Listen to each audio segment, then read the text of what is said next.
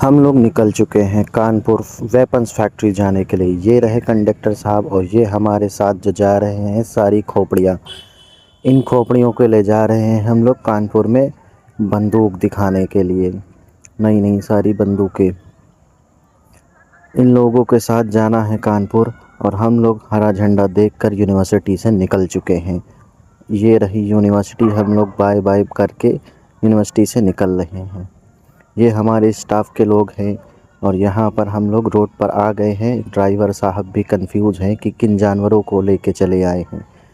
जैसे ही धीरे धीरे हम लोग बढ़ रहे थे आगे, रास्ता कम होता जा रहा था और हम लोगों ने देखा एयरपोर्ट से कि फ़्लाइट उड़ रही हैं। हम लोगों को मिली 1-1 किलो चांदी, उसमें पूड़ी थी। यहाँ पर रोड टैक्स वसूला जा रहा था कि अपने बाप की रोड मत समझो, पैसा दो। धीरे धीरे हम लोग आगे बढ़ रहे थे। ड्राइवर साहब भी कंफ्यूज थे किन जानवरों को लेकर चले आए हैं। ड्राइवर सर की बातें हम सुन रहे थे और धीरे धीरे हम लोग आगे बढ़ रहे थे। जैसे बढ़ रहे थे, एक हमारे बीच नदी पड़ी जिसका नाम था गंगा। सब लोग गंगा स्नान करने को सोच रहे थे लेकिन ठंड बहुत ज़्यादा थी, इसीलिए किसी की हिम्मत नहीं हुई।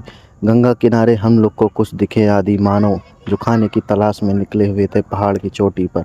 इसी बहाने हम लोग धीरे धीरे करते कानपुर के अंदर आ गए और धीरे धीरे जहाँ तक जा रहे थे उस तरफ हम लोगों का रास्ता कम पड़ रहा था। लोग खुशी से पागल हो रहे थे औजार देखने के लिए और वेपन्स देखने के लिए।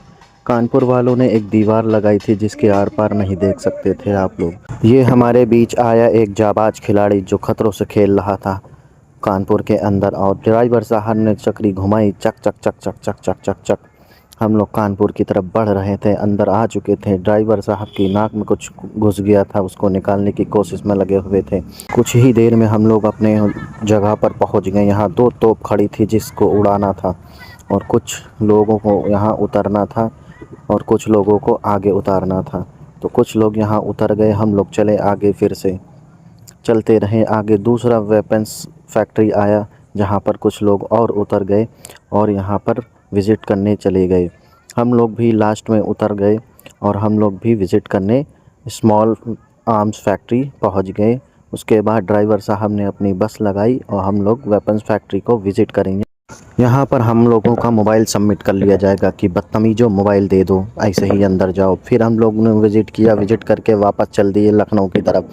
और रात हो रही थी, धीरे धीरे लाइट जला दी थी ड्राइवर साहब ने। हम लोग ने देखा एक बहुत ही बड़ी फैक्ट्री जिसके खंभे बड़े बड़े से थे और रात होती रही थी। धीरे धीरे ड्राइवर साहब भी नींद में अपना भोजपुरी सॉन्ग लगाकर नशा कर रहे। धीरे धीरे करके हम लोग घर वापस आ गए थे और कुछ भी हासिल नहीं हुआ हम लोगों को।